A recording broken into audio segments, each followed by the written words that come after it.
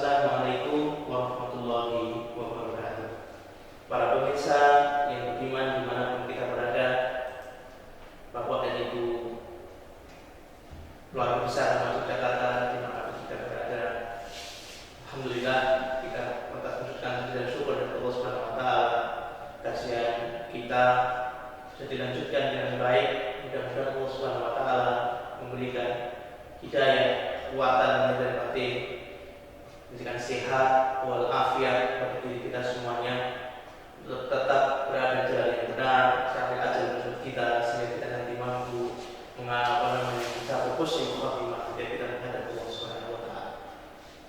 Ma'asyiral muslimin rahimani wa rahimakumullah. Tazkiyatun nafs, kesucian jiwa, ini mensyaratkan atau melazimkan bahwa hati kita ini beriman kepada Allah Subhanahu wa taala dan beriman kepada Rasulnya Muhammad alaihi salatu wassalam, dengan melakukan tuntutan, konsekuensi, syarat-syarat dan rukun iman maupun rukun Islam sesuai dengan ketentuan yang semestinya. Bahwa hati itu adalah tempat bersemayamnya iman kita kepada Allah Subhanahu wa taala. Petunjuk Allah Subhanahu wa taala yang berupa hidayah taufik terutama. Kemudian yang kedua hidayatul bayan dan irsyad. Ini tempatnya di hati kita, di hati nurani kita. Bisa jadi di antara kita secara akademis, dalam ranah kognitif, diberikan kemampuan untuk memahami kebenaran-kebenaran dari Allah Subhanahu wa taala yang tertulis dalam Al-Qur'anul Karim, kebenaran syariah yang terkandung dalam kitab sucinya dan sunnah Nabi-Nya alaihi salatu wassalam, dan diberikan pula untuk memahami kebenaran-kebenaran yang terbentang di alam semesta yang Allah Subhanahu wa taala ini, baik yang ada di langit maupun di bumi dan apapun yang ada di antara keduanya. Namun demikian, sebagaimana telah kita sampaikan beberapa waktu yang lalu, Bapak Ibu rahimani wa rahimakumullah, hidayatul irsyad wal bayan bisa jadi diberikan kepada setiap orang. Tapi karena esensi dari tazkiyatun nafsnya adalah diperolehnya hidayatul taufik oleh seseorang, dan lihat hidayah taufik bertunjuk untuk ringan menerima sebuah kebenaran dan mengimplementasikannya dalam kehidupan dia, ini sangat ditentukan oleh terbukanya hati kita di hadapan Allah Subhanahu wa taala untuk menerima kebenaran itu. Sehingga dalam hadis Nabi alaihi salatu wassalam yang sangat panjang ini artinya bahwa hati manusia ini diciptakan seperti kaca. Kemudian ketika kita melakukan dosa, dititikkanlah titik hitam dalam kaca tersebut, dalam hati itu. Dan kalau terus dosa-dosa kita lakukan, maka titik hitam itu akan memenuhi hati kita, sehingga ketika noda hitam itu sudah penuh dalam hati kita, akan menjadi sebuah ron, sebuah kotoran pekat yang tidak jelas ditembus oleh hidayah, baik itu hidayatul bayan apalagi hidayatul taufik. Itu sangat jauh dari kata mungkin. Sehingga ada beberapa golongan yang kata Allah Subhanahu wa taala, khatamallahu ala qulubihim wa sam'ihim wa ala absarihim ghishawah wa lahum adzabun adzim. Allah Subhanahu wa taala menutup sebagian hati hambanya, menutup pendengarannya, menutup penglihatannya, menutup hatinya. Itu adalah orang-orang kafir dan orang munafik. Sehingga terkadang kita, jangankan secara ideal orang-orang munafik, orang kafir, kita sendiri terkadang satu saat ketika kita berusaha mendekatkan diri kepada Allah Subhanahu wa taala dengan banyak berzikir, dengan banyak menyebut asma Allah Subhanahu wa taala, bertaubat kepadanya, maka ada satu nasihat yang mungkin yang sederhana dan keluar dari lisan orang yang tidak, mungkin bukan orang alim, namun itu bisa mengguncang dalam hati kita, sehingga menginspirasi diri kita untuk berbuat yang lebih baik dari hari ke hari. Namun juga di satu waktu kita merasakan nasihat dari ustadznya, dari kiainya, dari para ulama yang berkompeten di bidangnya. Kita sendiri secara akademis, mohon maaf, mungkin di gelar yang tinggi, bahkan ada pasca sarjana S2, S3, bahkan lebih besar. Namun Allah Subhanahu wa taala membukakan hidayah taufik baginya sehingga sejelas apapun, segamblang apapun kebenaran yang kita berikan, amar ma'ruf yang kita berikan kepada seseorang tersebut tidak akan memberikan dampak yang signifikan untuk bisa berubah menjadi insan, jadi hamba yang lebih baik dari hari ke hari. Ma'asyiral muslimin rahimani wa rahimakumullah. Jadi iman bersemayam dalam hati kita, dan tidak setiap orang yang secara pemahaman mampu menerima sebuah kebenaran dan memberikan hidayah taufik di dalam hatinya sehingga imannya tidak bisa berkembang menjadi amal saleh. Padahal yang dituntut dalam tazkiyatun nafs ini adalah bertambahnya iman kita kepada Allah Subhanahu wa taala. Dan implementasi tazkiyatun nafs secara paripurna itu hanya mampu dan bisa diperoleh hanya dengan kita beriman kepada Allah Subhanahu wa taala dengan sebenar-benarnya sesuai dengan tuntutan iman itu sendiri. Para ulama menjelaskan bahwa iman, apa kata iman? Al-iman at-tasdiqu bil jinan. Iman itu adalah pengakuan hati atas kebenaran tersebut. Wal qawlu bil lisan. Kemudian diucapkan apa yang dirasakan dalam hatinya yang diterima sebenarnya diucapkan dengan melafazkan asyhadu an la ilaha illallah wa asyhadu anna muhammadan abduhu wa rasuluh. Wa ta'malu bil arkan. Kemudian apa yang telah diikrarkannya, apa yang terjadinya diimplementasikan dalam kehidupan sehari-hari. Dan itulah pokok atau itulah hakikat kepada tazkiyatun nafs, yaitu terbentuknya manusia yang benar-benar beriman, yang mana iman merupakan satu-satunya kunci, satu-satunya syarat agar kita mendapatkan keridhaan Allah Subhanahu wa taala. Iman adalah satu-satunya kunci agar kita mendapatkan wajah Allah Subhanahu wa taala. Iman merupakan satu-satunya syarat dan kunci agar kita mampu memasuki surganya Allah Subhanahu wa taala dan terhindar dari azab nerakanya yang sangat pedih.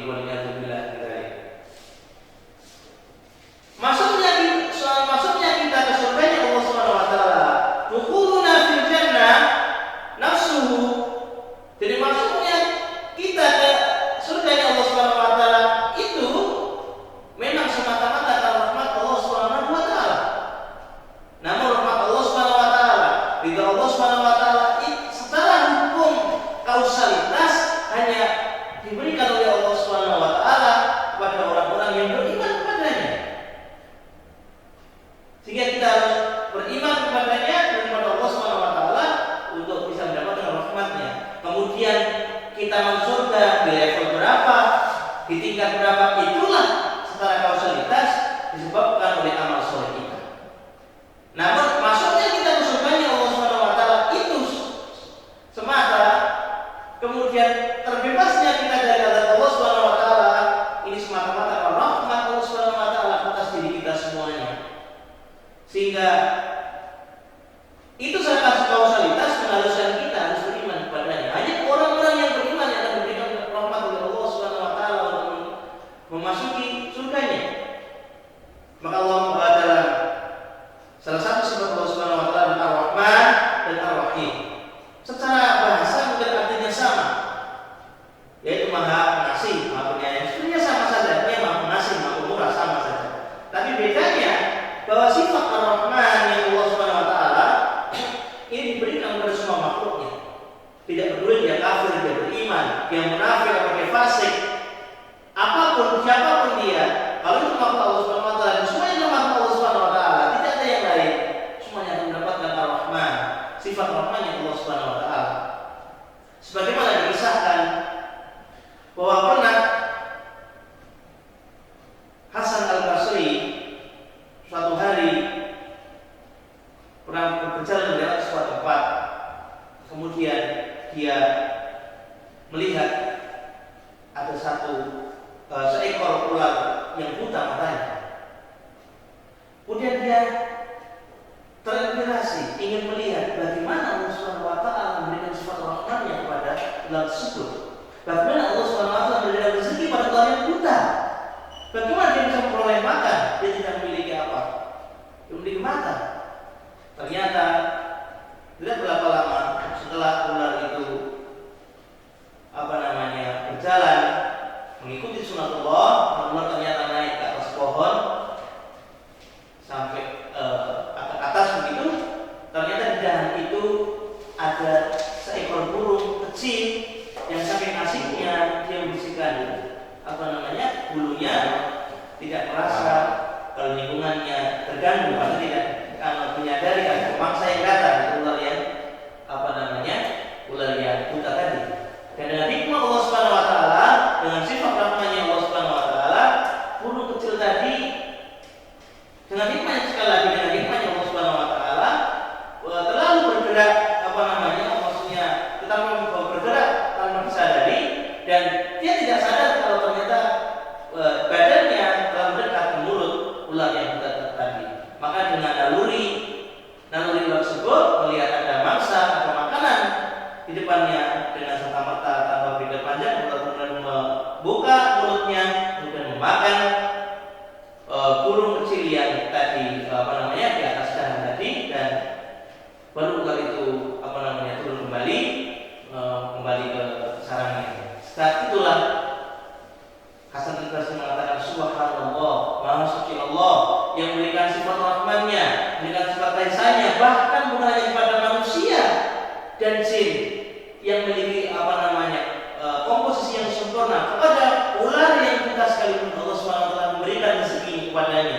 Allah telah menjamin memberikan rahmannya kepada dia. Namun sekali lagi Ar-Rahim, kasih Allah yang berupa hidayah atau taufik ini hanya diberikan kepada orang-orang yang beriman, orang-orang yang yang berani bersih, orang yang bertakwa, yang zakiyah, orang yang telah mencapai derajat tazkiyatun nafas yang akan diberikan petunjuk oleh Allah Subhanahu wa taala. Ma'asyiral muslimin rahimani wa rahimakumullah. Jika ada seorang yang bertanya kepada kita, misalnya, bagaimana tentang jawaban atas kasus ada seorang yang sejak awal sampai akhir taat kepada Allah Subhanahu wa taala, salatnya taat, maunya rajin, sebagainya, sedekahnya rajin, sebagainya, kelihatan di mata manusia tidak orang yang baik, kemudian di akhir kenapa dia bisa menjadi orang yang jahat, su'ul khatimah? Maka yang demikian itu justru menjawab pertanyaan itu sendiri, bahwa iman pada hakikatnya Allah Subhanahu wa taala yang mengetahui, kebersihan hati hanya Allah Subhanahu wa taala yang mengetahui. Maka carilah kebersihan hati hanya karena Allah Subhanahu wa taala. Carilah kebersihan hati dengan mengikuti sunnah Rasulnya Rasulullah alaihi salatu wassalam, dan raihlah kebersihan hati itu hanya dengan mencintai Allah Subhanahu wa taala. Hanya karena itulah kita akan mampu mencapai kebersihan hati. Apa yang dilihat manusia terkadang bisa keliru, bisa salah, tapi sekali lagi kebaikan dan keburukan pada hakikatnya adalah Allah Subhanahu wa taala, dan Allah Subhanahu wa taala akan memberikannya kepada orang-orang yang hatinya lurus, hatinya bersih, berusaha mendekatkan diri, menjemput hidayah Allah Subhanahu wa taala. Dan ini pembahasan memang sangat panjang sebenarnya tentang takdir. Ini ada rukun tersendiri, ada maksud tersendiri, bukan forum lain untuk kita jelaskan.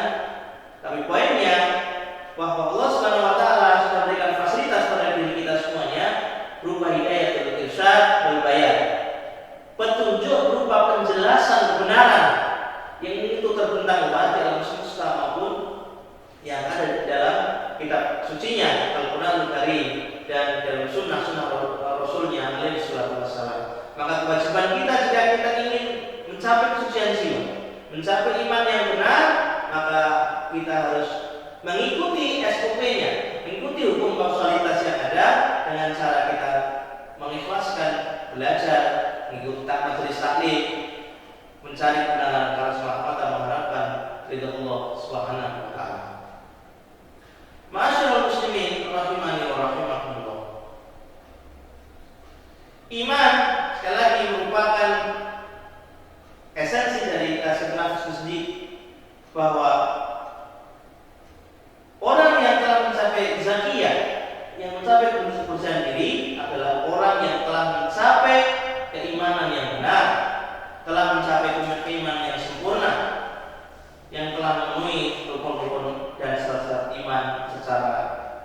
sempurna sesuai dengan tuntutan iman itu sendiri. Dan iman sebagaimana kita sampaikan di muka harus mencakup tiga macam atau mencakup tiga tingkatan. Yang pertama adalah tingkatan dalam hati, kebenaran dalam hati atas bil zina. Kita membenarkan dalam hati kita apapun yang datang dari Allah Subhanahu wa taala itu merupakan kebenaran untuk kebaikan kita semua, untuk kemaslahatan kita semua, yang wajib bagi kita semuanya untuk menerimanya. Sehingga apapun yang kita peroleh, maka dalam konsep seorang yang beriman hanya ada dua pilihan. Idza asabat sarra syakar. Apabila kita ditimpa sesuatu yang longgar, sesuatu yang lapang, baik itu kekayaan ataupun kecerdasan, anak yang soleh dan sebagainya, maka pada hakikatnya itu adalah titipan dari Allah Subhanahu wa taala, karunia dari Allah Subhanahu wa taala, dan kita hanya bersyukur kepadanya, tidak boleh jumawa, tidak boleh sombong, tidak tinggi hati dan sebagainya. Wa idza asabathu dharra sabar. Dan apabila didapatkan sesuatu yang sempit, sesuatu yang tidak menyenangkan diri kita, kewajiban kita adalah sabar, bersabar kepada Allah Subhanahu wa taala, syukur dan bersabar. Dan syukur sabar ini merupakan amalan hati yang dapat membersihkan hati, yang dapat yang memperoleh kesucian jiwa dan mencapai keimanan yang sempurna. Ini yang juga sering dilalaikan oleh kebanyakan manusia. Paling dicontohkan oleh para salafus dari dulu, setiap hari, setiap saat, dalam kondisi apapun, mereka semuanya selalu berzikir kepada Allah Subhanahu wa taala. Ada sifatul albab, orang-orang yang berimamnya, yang orang yang benar imannya adalah alladzina yadhkurunallaha qiyaman wa qu'udan wa 'ala junubihim wa yatafakkaruna fi khalqis samawati wal ardh. Sifat dari orang-orang yang berbal, orang-orang yang benar imannya adalah orang-orang yang senantiasa berzikir kepada Allah Subhanahu wa taala di kondisi bagaimanapun dan di kapanpun dan dimanapun dia berada, dan berzikir kepada Allah Subhanahu wa taala. Kita lihat secara para salafus saleh, mereka selalu berzikir kepada Allah Subhanahu wa taala, dan hanya sedikit mereka mengucapkan hal-hal yang bersifat duniawi, apalagi hal tidak bermanfaat. Bahkan ada seorang ulama ketika ditanya, kenapa kamu demikian, karena saya ngobrol kamu tidak mau, terlalu banyak menghindar. Ulama itu mengatakan, jika engkau mampu memberhentikan matahari sejenak, maka aku akan memberhentikan zikir kepada Allah Subhanahu wa taala dan akan ngobrol denganmu sepuasmu. Kapanpun kamu ngobrol, maka aku akan layani. Ini dengan catatan kamu mampu menghentikan jalannya matahari. Artinya apa? Masyaallah muslimin rahimani wa rahimakumullah, bahwa waktu adalah modal bagi seorang di dunia ini dalam beramal saleh. Dan waktu akan menjadi berkah, waktu akan menjadi amal saleh dan akan memberikan manfaat yang signifikan bagi diri kita kalau kita diliputi dengan berzikir kepada Allah Subhanahu wa taala. Para ulama, kalau kita lihat setiap saat subhanallah, alhamdulillah, bersyukur. Kalau tidak bersyukur, alhamdulillah, kita mengucapkan astagfirullah. Kenapa? Karena dengan beristighfar dosa kita akan terhapus, dengan bersyukur maka nikmat akan ditambah oleh Allah Subhanahu wa taala. Dan ini yang sering kita lupakan, bukan hanya orang-orang yang mohon maaf dilihat oleh sebagian manusia itu perjalanan, orang-orang yang penjahat dan sebagainya, tapi ini juga sering kita lalaikan dalam kehidupan kita di semua kalangan, yaitu banyak berzikir kepada Allah Subhanahu wa taala, karena sebab terbesar dalam kita mendapatkan hidayah, sebab terbesar agar kita beriman kepada Allah Subhanahu wa taala. Berimanlah kunci sukses. Itu hak kita berzikir kepada Allah Subhanahu wa taala dimanapun dan kapanpun kita berada, dengan zikir yang sangat mudah. Alhamdulillah, alhamdulillah, astagfirullah. Ini hal yang sangat kecil, tapi hikmahnya sangat besar, dan ini sering dilalaikan oleh kita semuanya. Ma'asyiral muslimin rahimani wa rahimakumullah. Sebagai penutup pada kajian kali ini, kita sampaikan kisah singkat Imam Ahmad bin Hanbal, bahwa terkait dengan keutamaan istighfar misalnya, Imam Ahmad bin Hanbal rahimahullah taala suatu hari dia terbayang-bayang, yang jauh dari rumahnya. Kemudian tanpa berpikir lebih jauh, setelah dia mengisahkan sesuatunya, dia bersafar ke Damaskus. Yang saat itu kondisinya tidak seperti hari ini, masih belum ada foto sebagainya, itu orang tidak mengenal sama lain. Kemudian kondisinya ya belum ada hotel dan sebagainya. Saat itu pokoknya orang berjalan saja. Kemudian ketika matahari sudah mulai hampir tenggelam, berhenti dan istirahat, kemudian sudah berjalan pada esok harinya.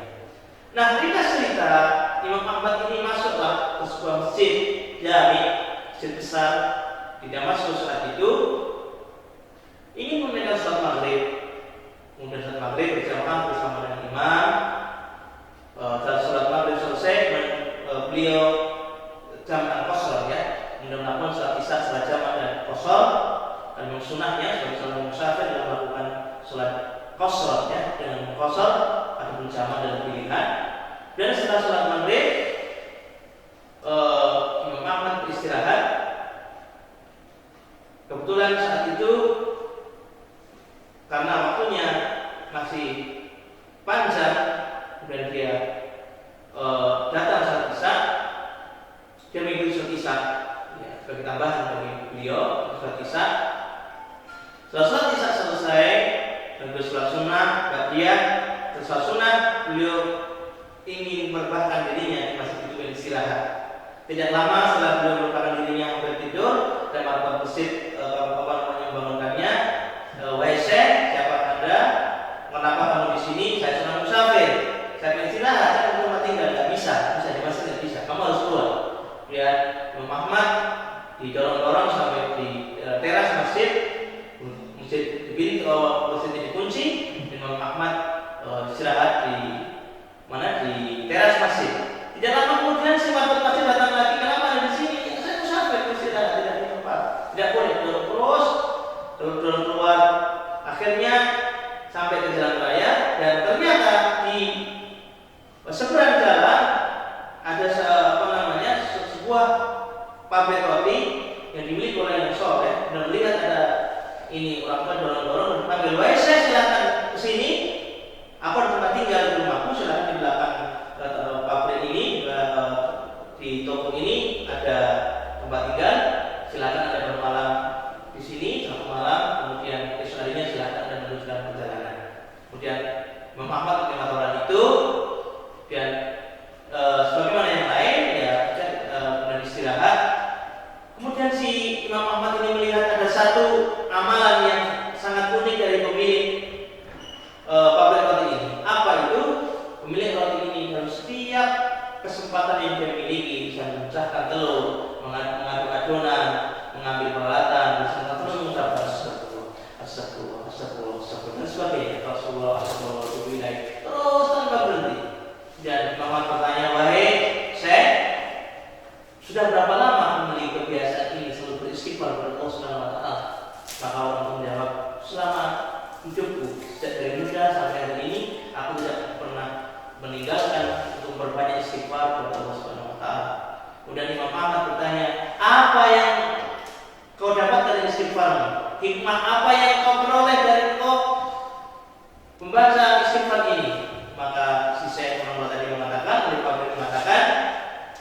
aku selalu baca istighfar dan hikmahnya adalah setiap doa yang aku panjatkan tidak pernah ditolak oleh Allah Subhanahu wa taala, selalu dikabulkan kecuali satu permintaan doa aku yang sampai hari ini bertahun-tahun meminta belum dikabulkan oleh Allah Subhanahu wa taala. Kemudian Imam Ahmad bertanya lagi, apa gerangan yang memberitahu satu hal yang tidak dikabulkan atau belum dikabulkan oleh Allah Subhanahu wa taala dengan doa itu? Orang tua mengatakan, aku berdoa ingin bertemu dengan Imam Ahmad bin Hanbal rahimahullah taala. Maka Imam Ahmad dengan tersentak mengatakan, subhanallah, masya Allah, inilah karena sebab istighfar mula aku kemudian ditarik oleh Allah Subhanahu wa taala, dipaksa oleh Allah Subhanahu wa taala untuk melakukan musafir tanpa ada tujuan apapun. Karena istighfar mula Allah Subhanahu wa taala menggerakkan hatiku untuk menemuimu. Yang biasanya kita menemui orang soleh, justru orang soleh ini hadir dalam diri kita. Inilah satu hikmah dari kisah yang sangat panjang bahwa utama istighfar dan kita bersyukur pada Allah Subhanahu wa taala sangat besar.